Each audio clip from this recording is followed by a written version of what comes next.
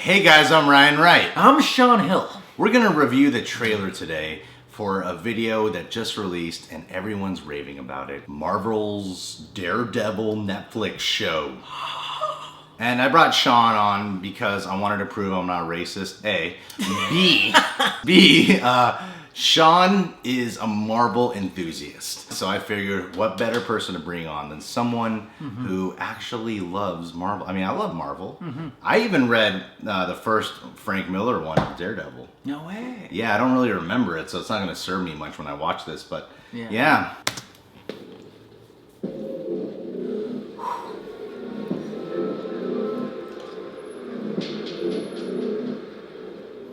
Bless me, Father, for I've sinned.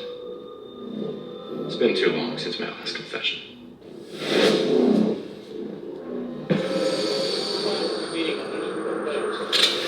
I've been preoccupied of late with questions of morality.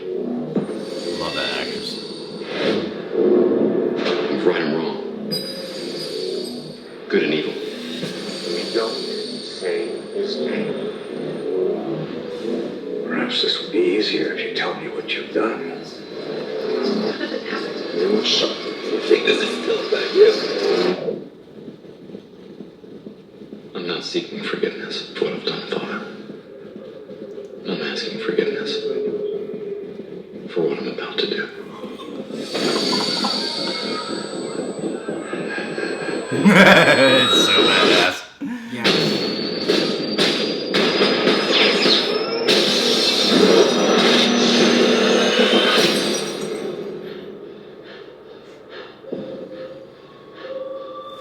That's what I'm talking I'm just about. trying to make my city a better place.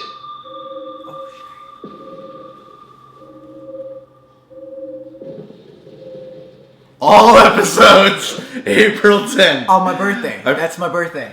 I love that. That's my birthday. My birthday present to you is making sure you watch all those episodes on your birthday. Oh my gosh, that looks good. That looks really good. At first I was like, this kind of looks like a CW show. But as it progressed, Really? No, at first I was like, Arrow is a good show, and I hear Flash is pretty good too. That wasn't a bad thing, but then it started really having its own tone. I love the whole monologue he's doing the whole time as being a confession, and it just leads into what I'm about to do. And that was so bad. I hope it sort of plays out like that in the prologue of the show. It better, because that's always misleading when they don't do that right. Man, in terms of like how they make a story in the trailer, I like the whole aspect of having a story within the trailer. Like the climax for me is when he's like, no, Father, I'm not making a confession of what I did. What I'm about to do. Yeah. That's the greatest twist for me right there. And my heart was beating really fast. Was yours? Yeah, my heart was really beating. Pumping blood. I have asthma. Like, I don't. Pumping blood. Right, man. His girlfriend's right there. If you really depict the guy's tone in his monologue, you could tell he has a full understanding of this character. Yeah, He's not trying to be Mr. Badass Hero. Yeah. Like there is a sense of like genuineness in his voice and sincerity in his voice. Like you could feel that there's a guilt about it, you know? Like that's why he's going to confession. You could feel this sort of hidden shame, but he feels compelled and drawn to the darkness. Damn, that's beautiful. You really look into this. Yeah. I feel like you... Am I looking into it too much? No. I feel like it can never be enough looked into, honestly. I'm that guy that's like every line has to mean something to the person. Yeah. If they're saying it and you ever hear like, why did he say that? I don't understand. Then it's like that was kind of awkward acting then, you know? Like every second I'm glued to him. I know what you mean. Whatever story he's about to tell, I'm like, fuck, like this guy feels stuff. He feels stuff. That's soul. I like the way they always show him beat up. Where they show that like, no, he's not perfect, never gets hit. He's like a real superhero, badass, realistic kind of guy. They're keeping him in a human form. The other Daredevil seemed kind of unrealistic. He's a lawyer, right? Yeah, he's a lawyer in his real life. Yeah, so he's a lawyer, but he's like this awesome blind guy who has these awesome powers. And you think about it. He becomes a lawyer after he was already like kind of Daredevil. He was a kid when the accident happened with the radioactive stuff, right? And so to know that that's his profession that he got into after being able to tell if people can lie and all this cool stuff, like all his powers. I don't know who this actor is, no, but he seems like he's going to pull off the role very well. Heck yeah. Like he wasn't doing some Batman voice. Like he was just sound like a real dude. Because that's what everyone does when they're menacing. He just sounded like a normal guy, and then like you could just feel the emotion in his words.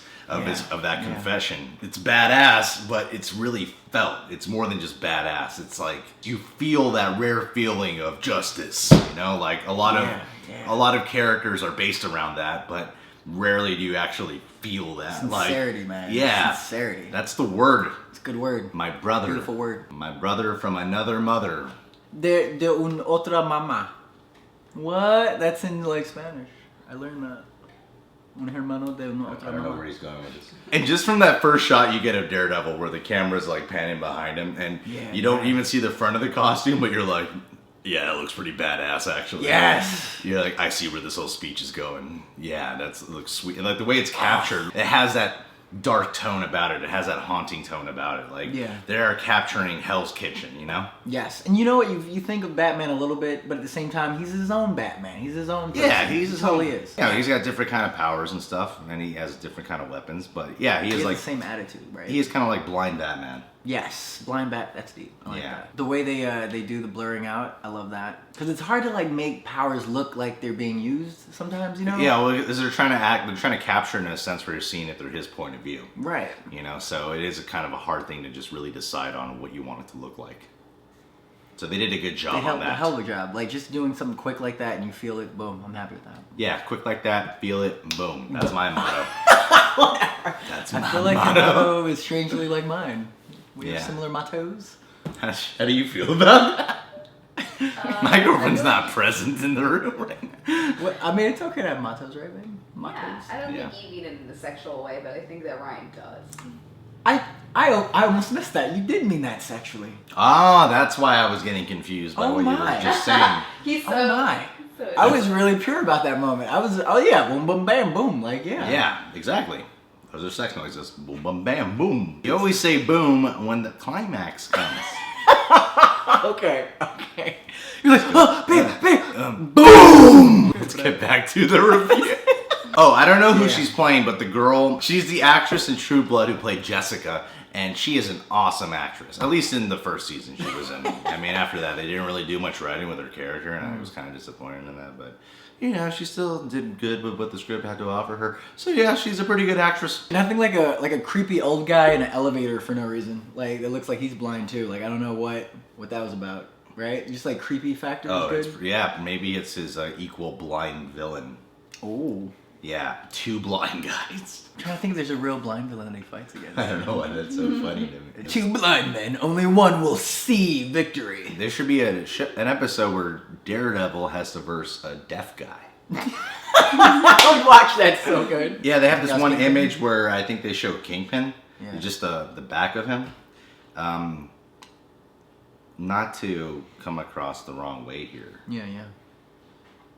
But Kingpin isn't black in the comics, right?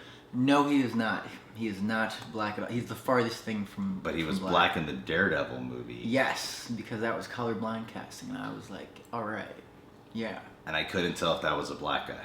He looked actually white from the distance that I remember. You would know better. Plus, though, two things that are really white about Kingpin. Wilson Fisk is his real name. Okay. Most whitest name I've ever heard of, right? Wilson Fisk. And then also, he was in an art gallery. Not to be stereotypical, very white thing to do. So I feel like he was white just from seeing him in an art gallery. What do you think? I think whatever your point of views are is fair. And we are equal. And I appreciate everything in Ferguson. Right that part, jumping across the things like that. Oh yeah, when he's jumping in between like the... In between the, yeah, oh my god. To see you jump between those things like that, almost like Spider-Man parkour, hardcore, like agility. His agility is amazing. His strength is somewhat amazing because I'm like, I didn't know he could do all that kind of stuff. That was kind of like a stretch. But at the same time, I respect it because that was freaking an awesome moment. Yeah, the way the action is really being captured, it doesn't look like, you know, a bunch of CGI or a bunch of visuals. Like, you could tell these are real actors doing, like, the stunts. These are real actors fighting. Like, it doesn't look like they're trying to sugarcoat it or put a bunch of filters on it, like, to make it look good. Like, you can actually see the action that's going on, and you can see the stunt work actually at play. Heck yeah, man. Stunt double, stunt work. I feel like it's one of the most underrated things of all the movies. Oh, it totally is. People like, certain people have died from that. Yeah, man. It's awful. But I hope for the sake of me being entertained that they continue to do their jobs. I even like the logo. I mean the whatever.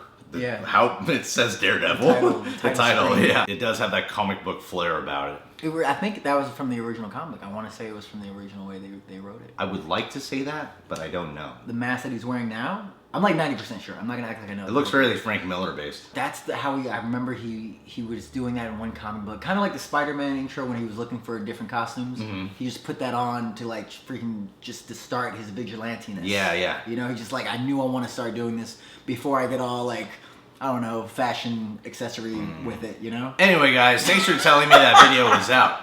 If you're new to the channel, you can subscribe to The Real Rejects, and you can check out Sean Hill's channel. He is a spoken word artist, and it is badass, beautiful, brilliant poetry. It ain't some, like, fucking bullshit. Like, he's just very genuine. Yeah, dude, I'm great at spoken word. Yeah, I'm great. Go to facebook.com/TheReelRejects shoutouts to earn yourself a shout out. Watch, I'll shout someone out. Heck yeah, heck yeah. Oh, no, I mean, I'll watch. The art of the shout out makes me feel like a boy when I was a Cub Scout.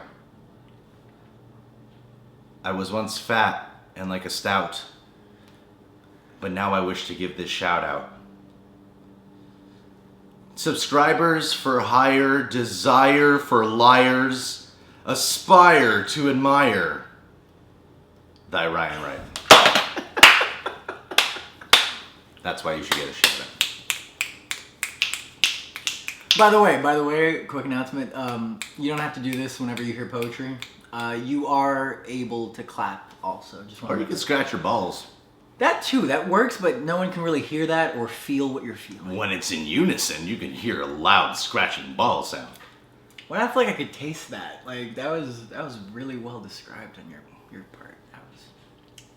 Taste it. I could like feel everyone scratching their balls right at the same feel time. It. Like, yeah, feel it. It's a good feeling. Like the hairiness, the sweat. We're embracing our genitals and our sexual side. It's okay. Yeah.